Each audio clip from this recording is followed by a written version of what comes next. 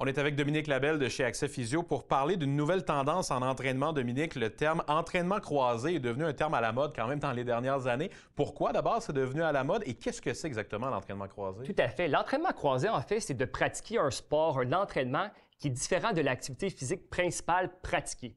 Par exemple, un jeune joueur de hockey pourrait pratiquer du yoga, de la musculation, faire d'autres sports, une autre activité, du soccer par exemple.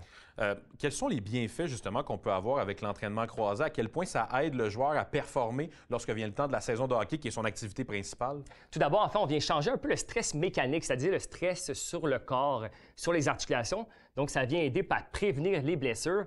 On vient développer aussi d'autres habiletés sportives, physiques, qui peuvent être complémentaires avec le sport pratiqué. Et c'est super bon aussi pour la motivation chez les jeunes joueurs de pratiquer d'autres mouvements, d'autres sports. Dominique, j'en parlais en début d'intervention, c'est un terme qui est peut-être un petit peu plus à la mode dans les dernières années. Depuis quand ce l'est? De où ça vient l'entraînement croisé? En fait, ça vient de l'Europe. En fait, c'est quelque chose qui est fait en Europe depuis plus longtemps que nous, on a emprunté. Donc, on s'inspire de l'Europe et c'est devenu de plus en plus populaire, en effet, ici maintenant, et pratiqué. Merci beaucoup, Dominique. Merci.